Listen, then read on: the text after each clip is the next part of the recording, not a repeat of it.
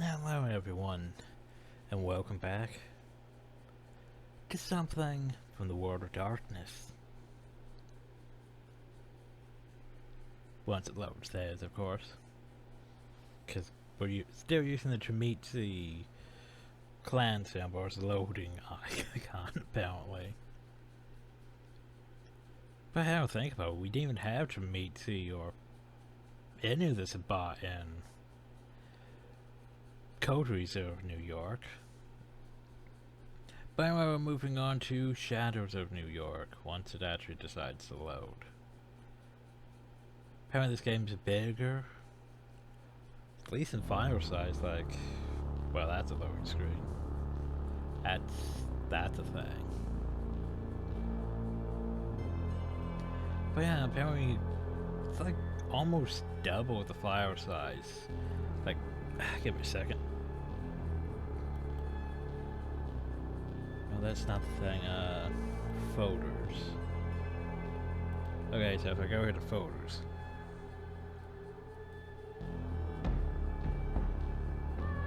But I can't just highlight. Oh, nope. Almost did.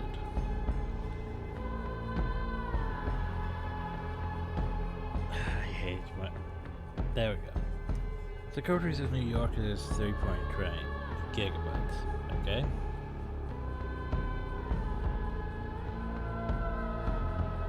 Huh, never mind, Shadows of New York isn't that much bigger.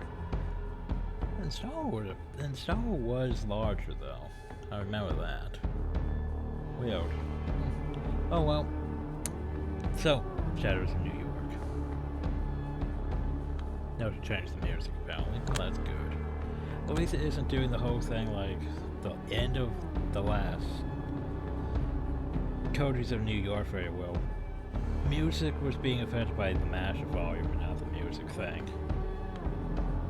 I also need to lower ambience, because ambience can be a bit high at times. Oh god. Herp.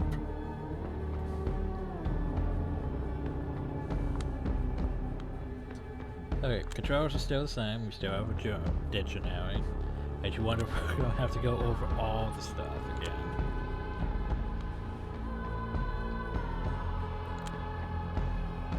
I don't know. It's like, is it a continuation or are we starting fresh?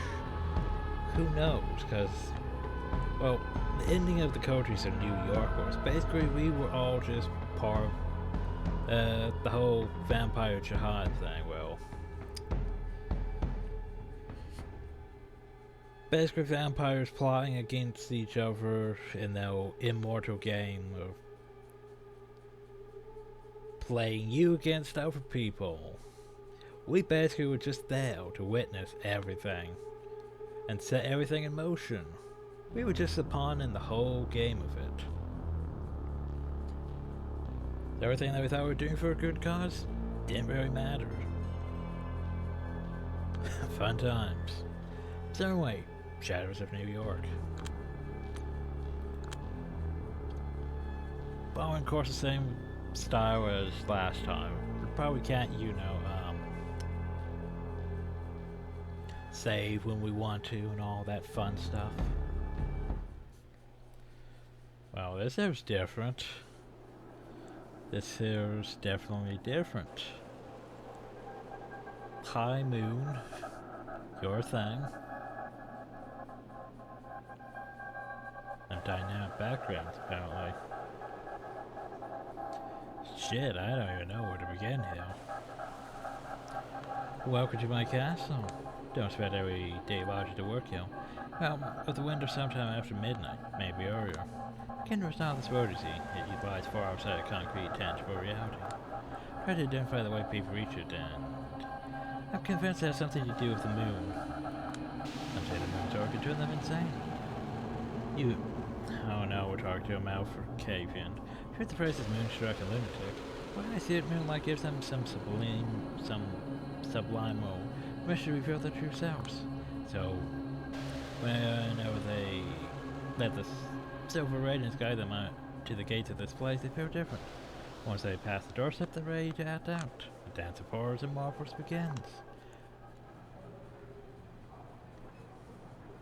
It's 12:31 a.m. Welcome to Big B Burger. Maybe we don't get to choose our vampire. Oh god, does that mean we're just a Malkavian? Oh no.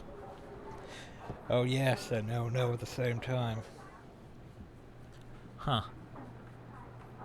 So, yeah, it's like, maybe it's not a direct continuation, but yet is a sequel. Maybe it's like one of those ones where it's basically, it's the same setting and the same world, but you know. It's different because we're not actually, you know, we're no longer Tiffy the Ventrue. We're now, who knows who we are. Huh. Anyway, it's 3:31 a.m. Welcome to Big Beat Burger. If you heard this Saturday night, waiting up to be after member society come tomorrow morning.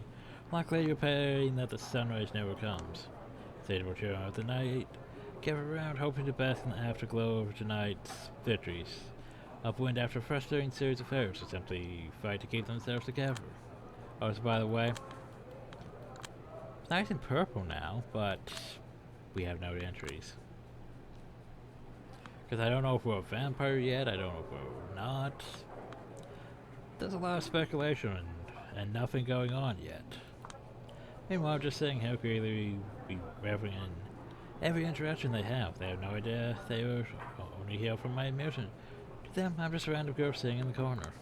This is my domain. I've been coming here almost every night for years. I know where to sit, where to look, and where to eavesdrop for maximum amusement. Basically a voyeur, unashamed to admit.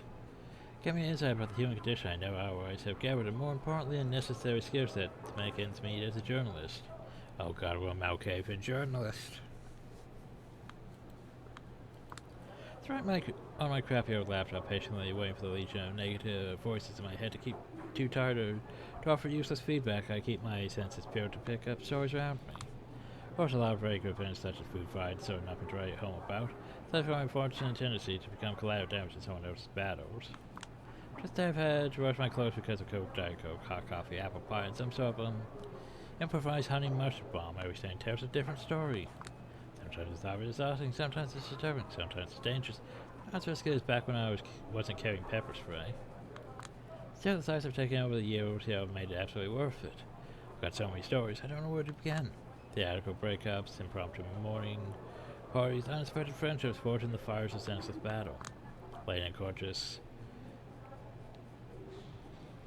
Ginvinci dress, ordering a box of takeout chicken nuggets, paying cash for her hands completely covered in blood. She was asked if she wants a napkin, she said no. Two thirsty multitudes shamelessly going for in the corner, hush moaning filling the lobby where everyone around violently fights that as usual, maintaining an illusion of normalcy. Well, that's a thing. Straight up kung fu fight between a diminutive cashier and some dread bodybuilder, going through a psychotic episode trying to break all the windows.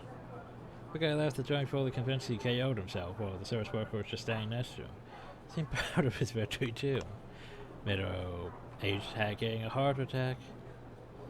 After screaming her lungs out not to let Muslims know her food just because she saw a white girl wearing a helmet behind the counter.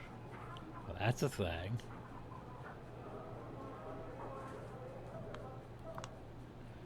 Last couple robbing the restaurant of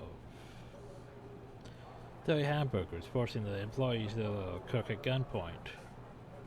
Police later said those were art students reacting to some hipster birthday red.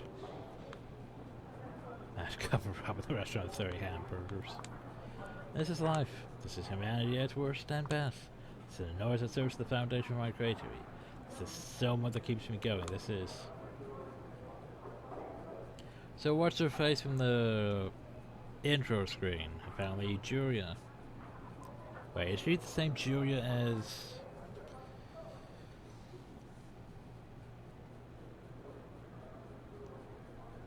I'm trying to think who was Julia in that. Fuck, now I can't even remember. I feel like a Julia was mentioned, but I can't remember from which part of it. I'm trying to place it together, and it's like... Was she like the Eds of the Bruja that we didn't play? question mark? The name seems familiar, but I can't place it exactly. That's the problem. So, that's made some of these dummies is. This is the only place where I feel alive. Sometimes I think of myself as a leech feeding on these people's stories, emotions, and personalities just because I'm not satisfied with mine. I just think of my psyche as some kind of shady postmodern construct that's fundamentally incapable of honesty, but arguments for something felt and truthful. Does it even make any sense? I got the screen on my laptop, 3:47 a.m. This part I'm almost somnambolic, but nothing interesting has happened yet. Like all the customers are watching each other tonight, hoping for the hours to provide a fun diversion. My turkey parasite douchebags, next time go find your own. It's time to call tonight the coffee I always order so they don't kick me out as undrinkable. Like I reread the rough draft I've been working on for the last 6 hours. God damn it, that's pure trash. The best way to find into the Google Documents page is nothing but a calm white slate and let out a sigh of deep relief. Splines are more intoxicating for a frustrated rider than ragging on someone even worse than them. And what target is easier than the dumb bitch you used to be 10 minutes ago? Check the time again, I need to go. They're important meeting tomorrow at 10 a.m. But I'm just not going to end well. It's not because I'm an irresponsible dumbass who's going to need a few cups of coffee to simply function on a basic level despite like 4 hours of sleep. Because I always have a hunch things are not going to go the way they're supposed to. Click, clack, click, clack, clack. The loud clatter of keyboards assaults me from all sides. It's a splitting headache unbearable. These bad dreams are nothing else but being a part of the New York Lodestar editorial team. It was the first magazine I started reading regularly, the first magazine I ever bought for myself.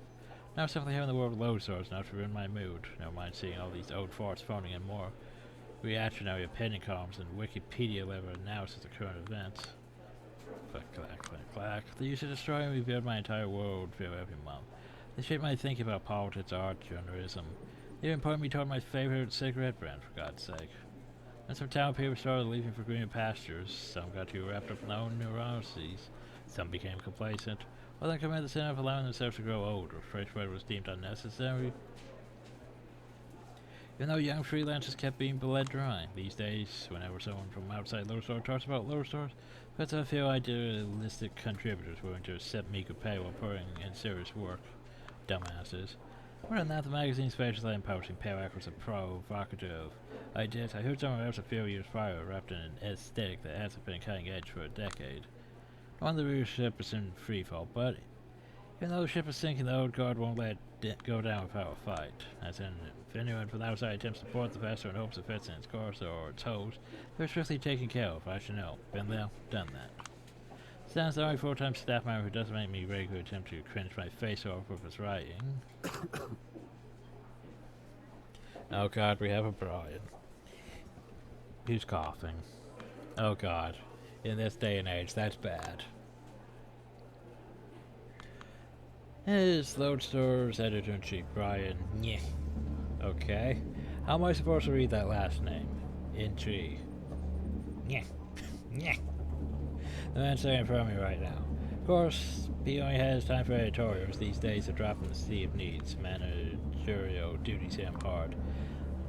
Said to him that's how theatrical cough like this. He says, "Peace now up from me to react, and I'm coming up blank. What do you want me to say, Brian? I'm pissed off. I can tell you already made your mind, but you still want me to go through the motions just to make me feel listened to. Well, let's do this. I don't even know what to say.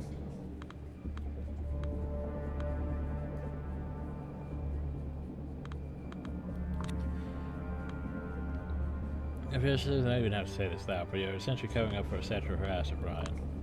No, I'm not. Nope, just face it, let's say Harvey Weinstein story appeared on your desk instead of reaching the New York Times. Don't you compare me to the Times, you know that's a low blow. You're asking for it, and you're not exactly in a position to talk about low blows, though. You know, that's not the core of the issue. For the core of the issue. No, I believe I pinpointed in a precise way. But up to me, I greenlight the article here and now, and we wouldn't be having this conversation. We're carrying the article just because a rich shithead told you he doesn't like it. Get well, this is not about a million no jerk calling me to make me an offer I can't refuse. What is this about then? Because it looks awfully like about my boss to tell me this outlet can't afford the legal ash we have or have been threatened with. So marry no interference. But for crying out loud, Judy, don't make me treat you like a child. You know how this works. Post your story, it's Theo versus Gawker all over again. A lawsuit here, a lawsuit there until we're bled dry. I have a mortgage. I have 3 months. I have 3 mouths waiting to be fed at home. I have an amazing team that doesn't deserve to be torn apart over some. I think it's telling you mentions your mortgage first. Just asking questions. I know it's better to get into these empty cinematic arguments with you, Mr. Olinsky. You're good at them. The problem is you're still not good enough. Meaning, you're too in love with believing a good story establishing a seductive narrative to let facts get in the way. Got enough boring pursuits. With no principle support these days, they always give you facts because that's all they can do. I'm using facts as a way to approach some kind of truth. That facts can blindside you and double spiral has enough facts to water down your story to the point where it makes no sense to publish it. Oh god, double spiral again. Though HR and PR are working overtime to deliver a convincing counter-narrative and they're doing a great job, won't my agree the damage complete, but we put every little thing in question. Wait, Jesse? Jesse Montgomery's a racist, a fraud, a sexual predator, and downright Satan and fuckhead. Jesse Montgomery? What happened to,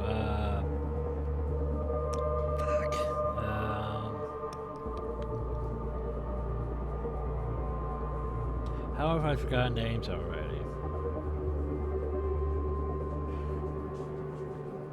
I was gonna say Juno, but no, not Juno. Shit, what was her name? Barbara Montgomery.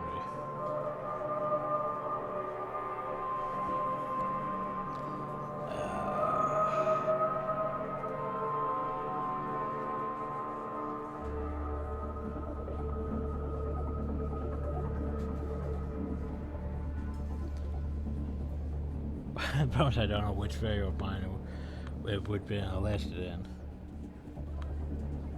But you know her. What happened to her? Oh wait, oh yeah, we know exactly what happened to her. We saw her hung her from a meat hook. Julia. Let's say again, Jesse Montgomery is a racist, fraud, such a downright St. John. Fuck it. Do you personally believe it or not? This is not. You've listened to the tapes, you've read the transcripts, you've seen the documents, you got the files. I'm asking for your personal opinion. Do you believe it or not? Of course I do, but that's besides the point. Now, look, how about I just say it out loud and say it spoke at the time? I'm having this conversation because there's an actual conversation to be had. You have this mean knowing very damn well there's only one way it's going to end.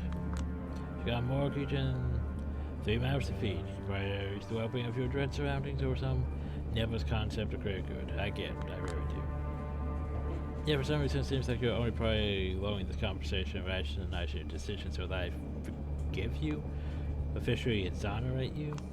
Not the bad guy here, Julia. What are you then, in your own words? Man who does what is necessary to protect his own. So don't count your own anymore? Muttered something under his breath, ending with a self-pity chuckle. I don't know if you even want to work under a scumbag like me from now on. Come on, don't turn this into a pity party. I'm absolutely a scumbag. Why is that? Because I'm firing you. My thoughts were scrambled. For a brief moment to save my bank account, the place before my eyes was startled incredulity. A howling void opens my chest and starts traveling towards my stomach. No, don't panic yet. You get more information now. There must be a catch. Let me just straight. Ever since we met, I've been working on stories and pieces no one else in the office would touch for a 10-foot pole. Constantly interfering to nobody's, always busy traveling to the middle of nowhere. Regretting my last trip, repeatedly ordered to clean someone else's mess. Julia. All your long-winded spirits about how the disposable work is the most important work. Suddenly you only remember the disposable part? Feelings about the quality of work were in the center of this effort. It's vital. I kept the magazine going. I will always appreciate it. And why would you threaten to fire me? I know it's threatening you. It's a done deal. They made their decision perfectly clear. They? What they? Who is this they? Glanced at their friend that points upward for a short moment. When he speaks up again, it's in a hushed voice. You know, the big cahoons can't really question them, and they want your head on a silver plate. Not looking me in the eye. You're not joking. I never joke about stuff like this. It's real. Fucking hell, it's real. Also, I'm about to damn it. Damn it all to hell. All you say is all this grind, all my plans, and for what for what fucking asshole, you know. I deserve better, and I always deserve better. It always ends with me going down the drain back to the sewers. Fuck. No. If you're depressed, don't lose the plot now. Keep yourself together, you idiot. Though you show weakness, then go for your throat. Get back in control. You can't do this. Wish I didn't have to, but it's a lost cause. No, I mean, it's impossible. Julia, you can't fire someone who's never been hired in the first place. Takes me a few seconds to put on his "oh, I get fixed," then out of trouble gasp and start massaging his templates. Those has been my biggest source of income for the past few years. Not just true, but technically nobody's ever hired me over. It's all freelance jobs. Full-time position always serves as a kind of dangling carrot that promises a decent pay, great career prospects, maybe even some kind of insurance to save my failing health. Recognition I'm good for being a part of the Lone Star team, a position that everyone around me seems to respect aside from me. Why do I want so much? No time to mourn what could have been for now, I should act like I don't care. You know what I mean, if I let you work even on a fake name, it'd be a guillotine for me. And that's ridiculous, you know I'm going to start shopping this door around the second I leave this room, don't you? Of course I know, I told him. In response? I was worried about that. Well, that doesn't sound ominous at all. I wonder if I could get accustomed to one of these loud mechanical keyboards some people here love to use. If I did my work here, I was still expected to bring my own crappy laptop and sit closer to the lobby. By the way, laptops have such shit keyboards. Like, literally the worst keyboards. Because, like, for example, laptops aren't really made for gaming. Especially gaming that requires you to use buttons excessively. Which would basically be practically every gaming. Because the keys that wear out the fastest on the laptop are probably going to be your worst keys. I would know I've had to replace my laptop's keyboard about 3 times. Eventually I started just using a wireless mechanical keyboard because it's easier. And even it's got like the letters on the keyboard are starting to fade how much they've been used in the WASD section. Anyway, on the outside, no matter how hard I tried to break, always on the outside, no matter how hard I tried to break it. If I broach in my back pocket, feels like a bad omen, I decide to ignore it for now. I've been working on this fucking story for, I don't know, 16 months on and off. I know. Kept showing me on. I know. I've even agreed on the parents. I know. I'm 2 months behind on my rent. No, wait, 2.5. Catch him off guard. His mom tried to take it back, and they're going to be empathetic still. When you look at it this way, you don't have the right. I didn't know. Whenever you do. Look, if there's anything I can do to help. If you can't tell your big humans to fuck off, I don't think there's a single thing. Julia. Or smoke can light up. Gotta get back control. Please don't do that. There's a smoke detector here. And no worries, Nick turned it off a few weeks ago, probably the most grave thing he's done in the past 5 years. You know, Nick, the pro trained first century cinema reviewer. Knows original without his own, just relies on his purely algorithmic taste to stay likable. And the best thing is, it works. Well, I used to dream about his job, but it was probably a new kid. This dream making me realize Nick won't be unseated anytime soon. Offered to teach me the ways of an investigative journalist instead. Wasn't the career I ever wanted to pursue, but to my dismay, I turned out to be surprisingly good at it until this Montgomery thing happened. Serves me right, lesson learned. Should pursue my dreams instead. Stop it, Nicho's a good friend, I respect your critic. Now my 18 man, put out that smoke. People tell me I let you step over me. Why do I even let you act this way? Because you once told me honestly. Honesty is the most important interest to a relationship. That works both ways because I thought we were friends.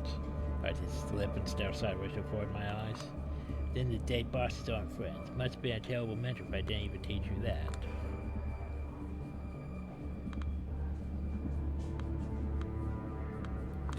No, you're not getting off the hook this way easily. You're still my mentor now. Make sure you take responsibility. You're getting rid of me. Please point me in the right direction. I need to get my shit to go fast, and I can't do it on my own. Fail. I've heard as a guide, but I will do what I can to not leave you stranded, okay? The options, none of them are a remedy for all your troubles, but... wait a second. I know if I brush my pocket, I will folk both feel this how I reluctantly take the smartphone in my pocket. Pastor Rain, why not poem? New email, it's a lengthy one, and the sender speak of the devil. Oh no, this can't be. Christ. Just got an email from Milo Lopez. She claims she's just been laid off from Delaware Spiral, same as Mike Antonoff and Gerald Rivera. What is what happened? It's very all insulting. Okay, the key thing is though, since that HR knows all the confidential information about my journalist list, investigation uses to shut everyone's mouth. And apparently Montgomery walked up to Lopez as she was emptying her desk and told her to thank me for being a quote, dumb and careless cunt. Brian goes pale. I think it's a very good reason to. You fucking scumbag, you outed my sources? What? Of course not. What are you even saying? Why don't you play coy? It must have been either you or me, no one else. You know the way I work. My investigation is basically untraceable, both on and offline. Carefully pit mean spots, encryption, abundant encryption. Even direct quote reread 5 times just in case. All sorts of red herrings scattered around. I know my shit. You know I do. This timing? You just pass a flash drive to your beloved big goons during a meeting as a sign of goodwill? Look, I get yourself, but why don't we just talk this through calmly? So, fuck you, fuck off.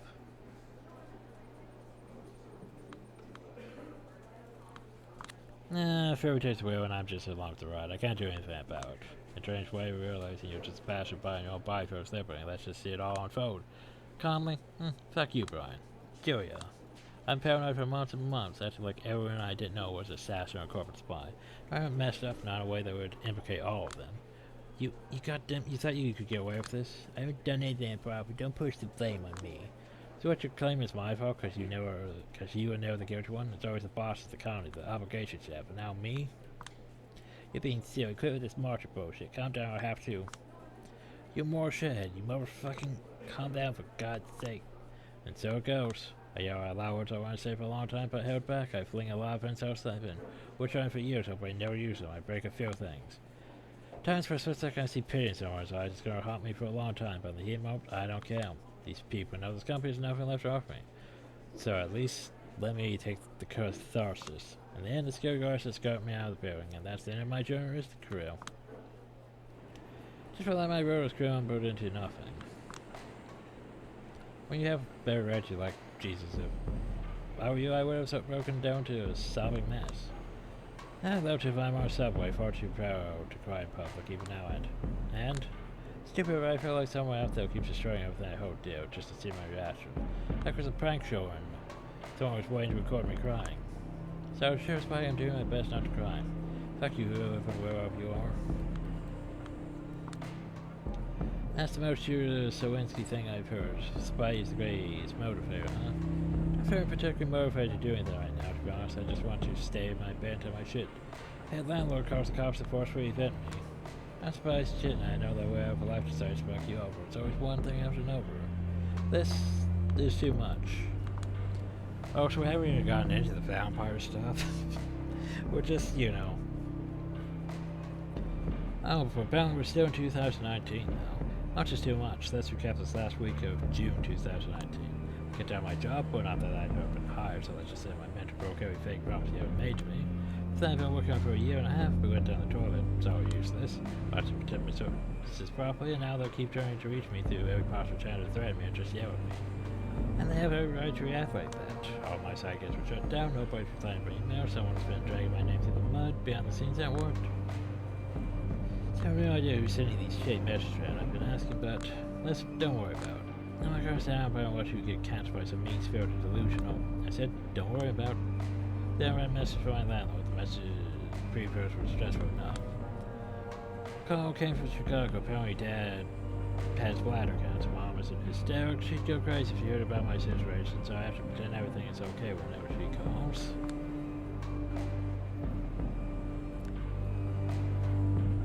And she calls every day, and she just won't hang up before she offloads all her burdens on me, and I can't blame her because we all had to learn to cope with Dad's psychotic tendencies somehow.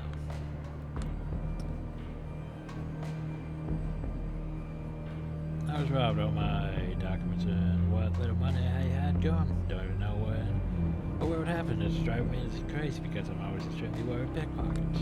The list goes on. Don't sound paranoid, but it feels like a concerted attack. Sounds good. Anyway, I know you always hard ways this topic away, but just remember that if anything happens, my place is your place. You don't have to get through it alone. Dear, I've been in trouble, Meg, and as self-centered as maybe I don't want to offend you. Now listen, I have a no call. Alright, just call me if anything happens, no matter how dumb it seems, okay? Swing by whenever you can. You're up, thank you, see you. Where my phone way? It's there and blankly staring in front of me. Christ. Found somebody flashing in the window. Just look at the state. Whoever the situation requires me to dress for. Whenever the situation requires me to dress for, and I still feel a bit like a child cosplaying as an adult. So, our life sucks. Is the whole summary so far. Well, here's to hoping we become a vampire soon and can turn things around. Should've just followed the dress for the job he wanted to buy, so continue dressing up like a dress fund kid who keeps partying on Brooklyn rooftops for years without a care in the world. Because here's the thing about that whole vampire thing. It is pretty much like a new beginning, because remember, you abandoned practically everything.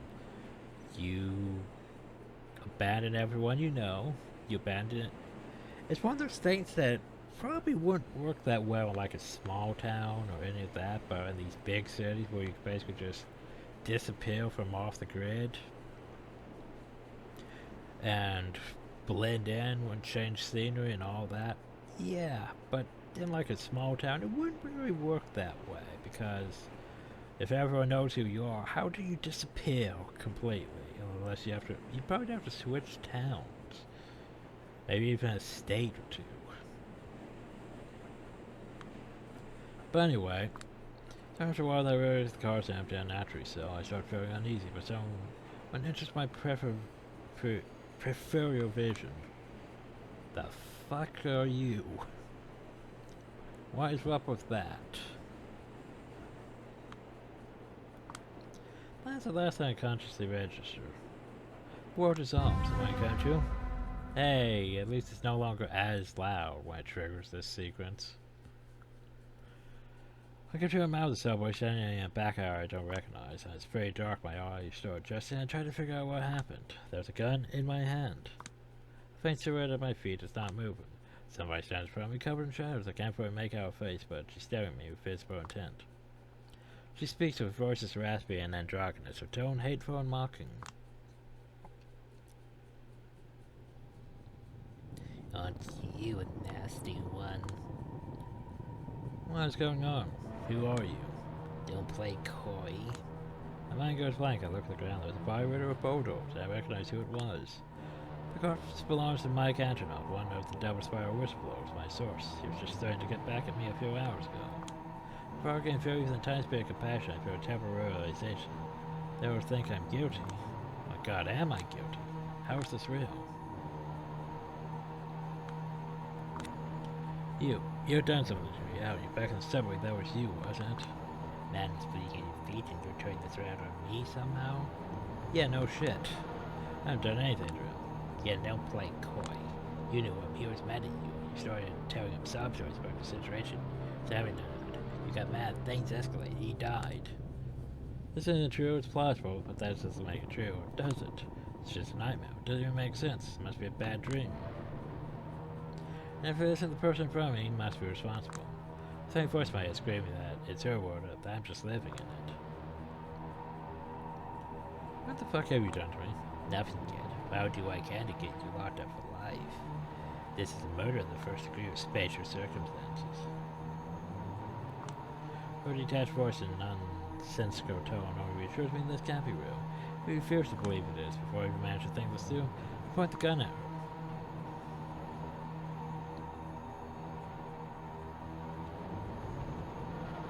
If I didn't murder him, you wouldn't be acting like that. You wouldn't be standing in front of me. You'd be running away, calling the police, begging for help, yelling that I'm a psycho. Oh, you are psycho. I'm not a coward. I won't let you walk out if you're alive. Doesn't make a single lick of sense. Tears well over my eyes. Why are you doing this? Like, seriously, why are you doing this? Are life shit enough as is? Sometimes one has to confront what they're really made of. No two ways about it. She's gotta be nuts. Slowly but surely, she starts walking towards me. Stuff right there or I'll shoot. Go on, it's the only way you can get off the hook, is it? The only you can survive, but you can definitely prove you're the monster I claim you are. The fuck is this tone? So controlling, inauthentic, patronizing. I'm serious. For your sake, you better be. Keeps getting closer. Maybe I did kill Angela. Maybe I don't deserve it. Maybe it was less tired not to live. Maybe it's just that I would take her care of me. Maybe we just wake up. Maybe this insane reality needs to be rejected as finally as possible. Maybe a world that wants to destroy me deserves to be destroyed. Destroy in front of me. It's now or never. You know she's a vampire, so this isn't really going to do anything. But fuck it. That's my instant squeeze the trigger. I'll bang accuracy that way. Ready to look at what I've done. I've been to a shooting range once and felt absolutely horrified by pistol such a small thing. I can easily punch a hole in the fabric reality is made of. Never knew I'd be able to use against another human being. The very thought makes me want to puke. You're a right choice after all. I'm so glad. You haven't allowed yourself to break, but you crossed the line I need you to cross. There's a silent flame in you that could become an inferno if left unchecked. I sure hope it will. She's still alive, her voice is coming from behind me. She puts her hands around my waist and cold mouth touches my neck. I can feel my shirt getting violently torn off. I don't understand, but I'm too dazed to protest. That was your final test. Congratulations, you've proven yourself worthy. Boom, snap. I can hear something sharp sliding into my neck. Not too painful, just startled. Think a doctor push a needle to your finger without proper warning. And it hits me. Pure bliss. The dopamine receptors I considered completely fried until now suddenly recover and start bombarding me with pleasure I've never known before. My earth of tears go. They come flooding, they've been waiting for years in such a relief. It's rain. I feel like I'm in the middle of the deluge at least. Brush away all my fears, all my sorrows, all my anger, all my pain, all my ego. I feel one with the world and the world behind me. She's holding me tight, making me feel like the only important thing in this world. Everything else blurs. There's somewhere intense toward her, something I never felt before. Is this love? I hope it is. It's not you, hisses a familiar, cynical voice in the back of my head. That's okay, I never feel particularly fond of me anyway. New York, you're perfect. Oh, please don't change a thing. He who laughs in the shadows always has the last laugh. Oh God. We are going now cave in, aren't we? Hallelujah, praise be you, when everything is cliche, nothing is. Not ever distant utopia I've been chasing along. People on the other trains, I hope you're doing fine. Gotcha, just enjoyed. Finally I understand. She's making love to me, she's giving birth to me, she's burying me. Well, hey, it's this hour again. Pretty sure I could stare at my own corpse in her hands from a distance for a moment somehow. Then I'm alive again, she lifts her mouth from my neck. Oh, wait, I taste blood in my mouth. Was I drinking her blood? I realized that whatever this was, it's over and I have to bask in the afterglow while I still can. First immediately I understand that I'm going to chase this fleeting theory for the rest of my existence. Actually, that's how Whispers concludes the ceremony.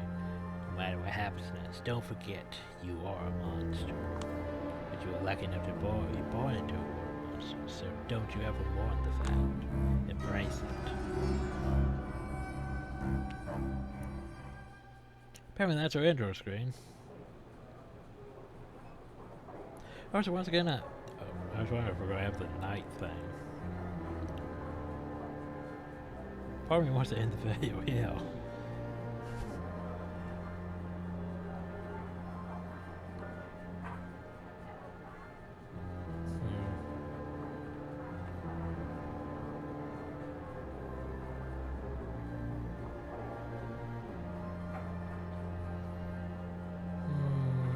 You know, let's just play it out for a while longer.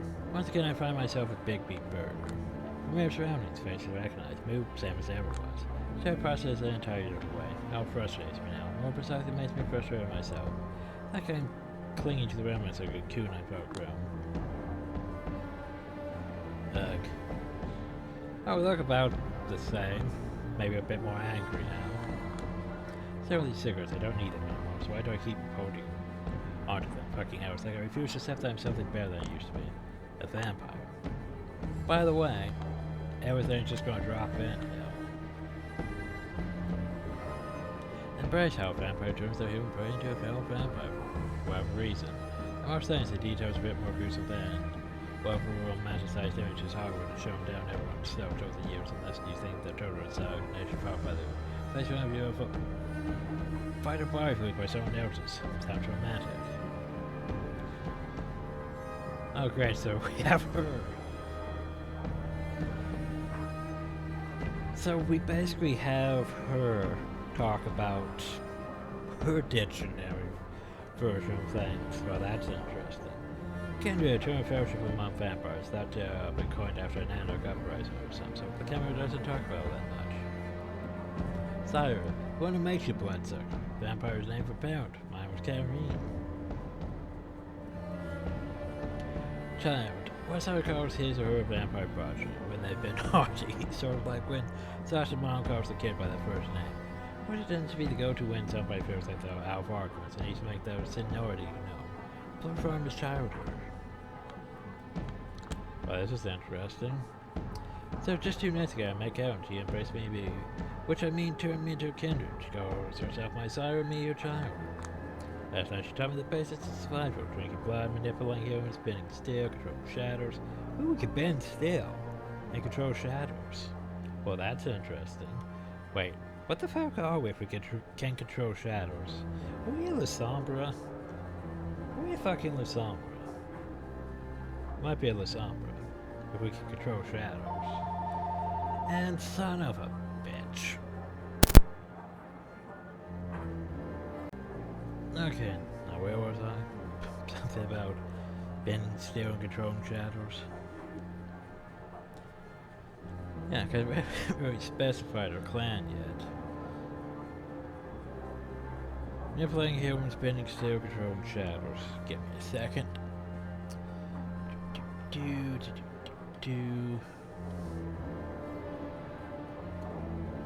La Sombra.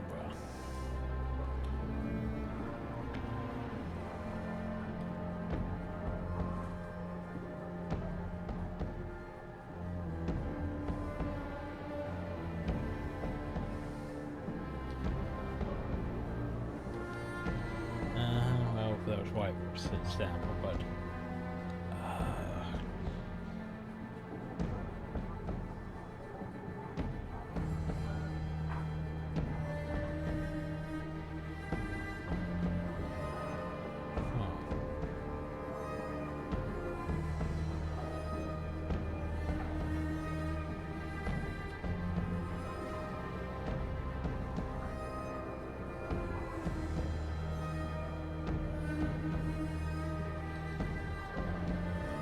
okay, so yeah, so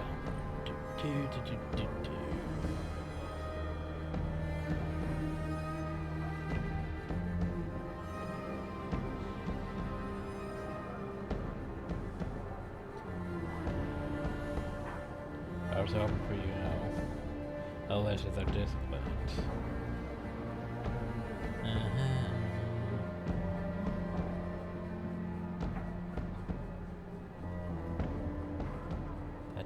That doesn't have the disciplines. Go back up. Ah, here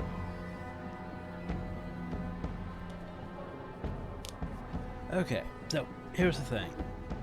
Depending on the rule set, La Sombra have dominate, which is always fun. If we're going pre-version 5, they have upturnation, which is basically their shadow music. If we're going version 5, they have Oblivion. There's their potence. Potence is always fun. Potence is that Bruja thing of punching shit. Very, very, very, very hard. Basically increases your physical damage, which sucks. But anyway. The alteration is basically the no free control over shadows. So basically things like you can move the natural shadows around you, you can blank an area with shadows, you can summon black tentacles from the shadows to assist you. You can encase your body in nightmare armor to grow black tentacles from the sides. You can create temporary objects made of shadows. You can transform into shadows that can be harmed by fire, something like magic. Yeah, fun times. And then there's even more advanced powers. If I remember right in Redemption, you could summon shadows to attack foes and stuff like that. Fun times.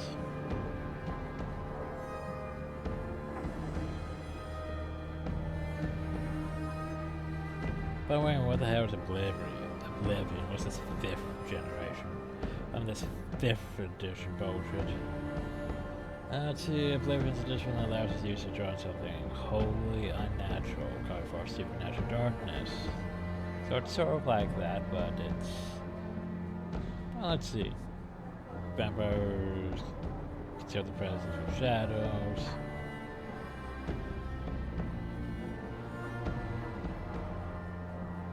Can see in the dark, can see ghosts. The vampire may disintegrate non-kindred corpses without feeding. Well, that's a thing. It's about the same as the shadow thing, it's just a bit different. Interesting. Interesting. But the question is, are we a Lysander, or are we just some version of Malkavian? Because I feel like we're Malkavian, don't you? Just a bit. But yeah, controlling shadows. I expected more lessons. Instead, she just told me to go out and enjoy myself. What's the catch, I asked. But she responded that my curiosity proved to be a disappointment. Lovely. I feel rules I have to uphold the masquerade. I can't contact anyone I knew as a human. I can't like anyone as I'm not human. Can't embrace anyone, so on. No, I can't embrace anyone. Anyway, the masquerade, the cinematic secrecy of vampires built to conceal our world from the humankind. In order to protect us, essentially the masquerade is our shield against the fear and ignorance of human beings. Make no bones about it, if the vast majority of people ever learned to resist, we would be hunted to extinction. Pretty much. Sums it up. I was free to do whatever I want, but for some reason the first thing I did was come back out. Old habits die hard. Karen's probably watching me from somewhere even now, the way I understand. Tomorrow night she's supposed to introduce me to the Camarera, a local society of vampires. The big boys and girls in town. The largest vampires that I know of. Plays well with mortals, or well, plays mortals like fiddle. Manipulative and rigid and structure. All fiddle, really, that's a principle. No joke. I invest in manipulating the masquerade and oversoul crowd traditions, which helps with the 2 previous points.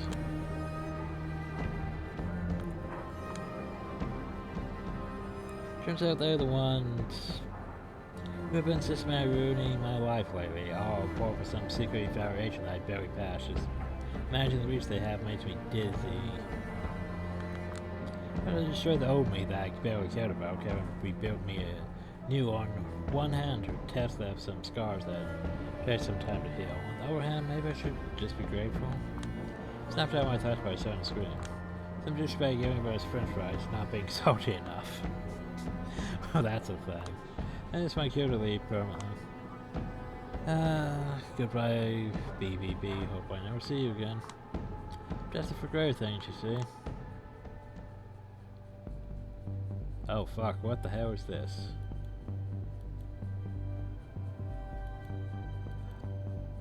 What the hell is this? It's like they're just tossing us into this. It's like you better have played the first game, otherwise you have no idea what's going on.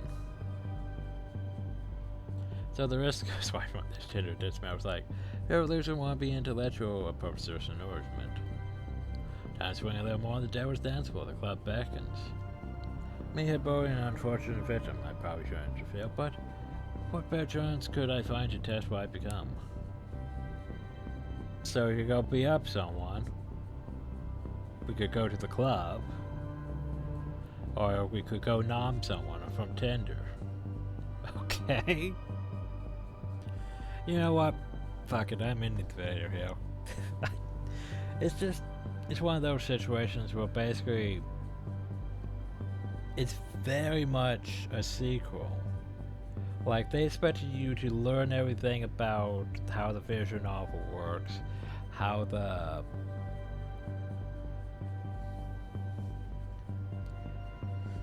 this whole, everything works from the first game. And then they just toss you into this. Like, wait, what? Now, what about anyone who got this game instead of the first one? Because that's a bit rude, don't you think?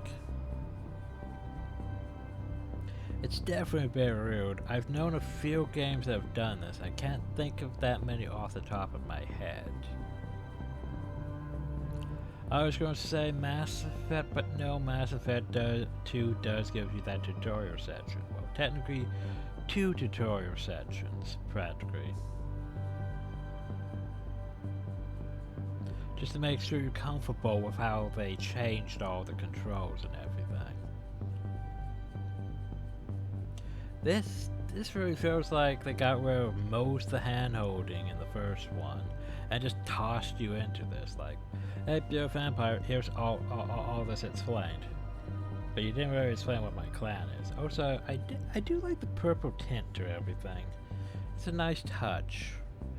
The problem though is I'm not sure if we're, the somber or if we're Malkavian. The controlling shadows thing seems the somber-like, but some of the things we've said is definitely a bit Malkavian-like. Especially like at the start with the whole moon and the lunatics and all that.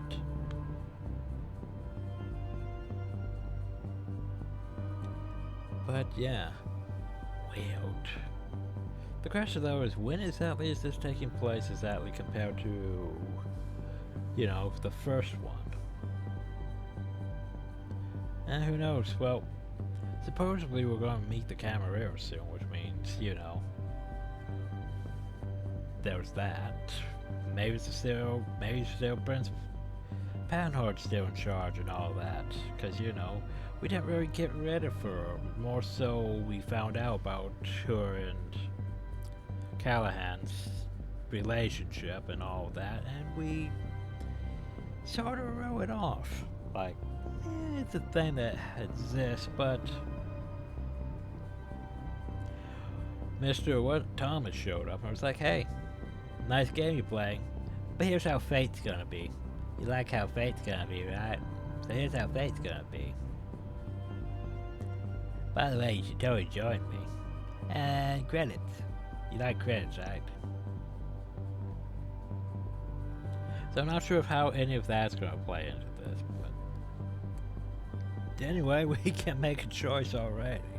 I was expecting more, lead up to this, more meeting people, establishing stuff, being told what to do. Instead, it's just, you dropped into the game, have fun. You should know, alright, what to do, right? Okay. Anyway. Next time, I suppose. Hope you all enjoyed. Thank y'all. Have a nice day or night. Till next time.